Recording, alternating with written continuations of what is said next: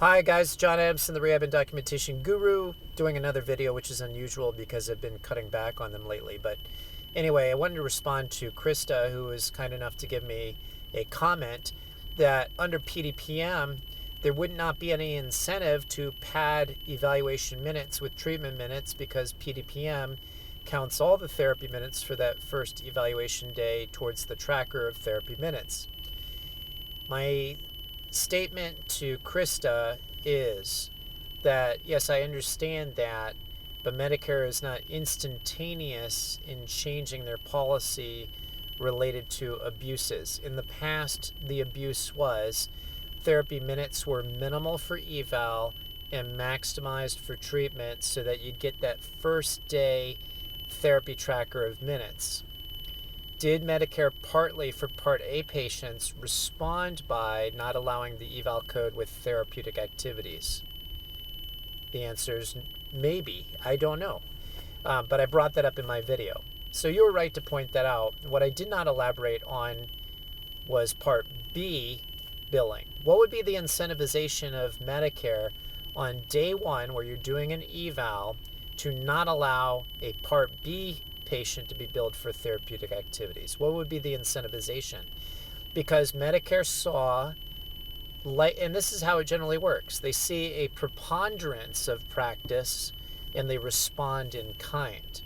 And having, in my small world of doing 10 years of review, therapists traditionally for Part A and Part B were lumping everything that wasn't evaluation for the most part into therapeutic activities on day one of eval.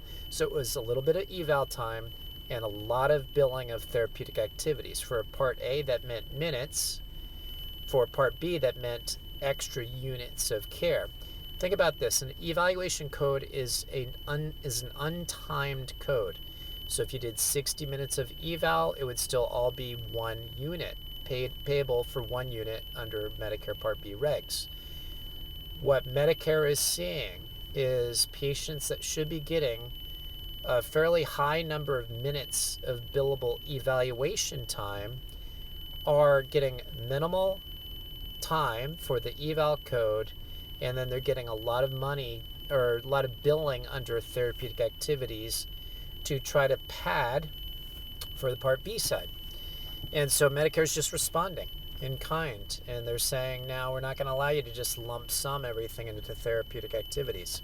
So in my previous video, I talked about, I mentioned a Part A situation, and I do believe that in part, Medicare is responding to make sure that you're accurately recording what your skilled treatment was that day, not just evaluation. You have to remember that even though PDPM changed the rules of how Medicare counts minutes, they're always evaluating. They're always analyzing, how does this change the behavior of the therapist in their billing? Because they're going to make more policy changes in the future. It's a living organism, this thing we call Medicare. And it's evaluating what is the most cost-effective ways, what are the trends they see that make sense or don't make sense, and they're going to change regs in the future. So if this practice is still going on even in the Med A world, they're going to try to put a stop to it. So TheraAct plus eval code, they've decided across the board, not a good thing. We're just going to take it away, and they're going to reanalyze what's going on. And anyway, Krista, I hope that kind of answers the point you were trying to get across. This is partly news to me because I've been mostly in home health these last several months and paying attention to home health regulations. But I have been keeping up on the chatter and some of the regulatory announcements that have come out. And I think it makes sense to me. And if I can help make sense of it to you, I will try to do so. Anyway, I better get home because I have a wife and some children who are still awake, ready to receive me. Take care. God bless.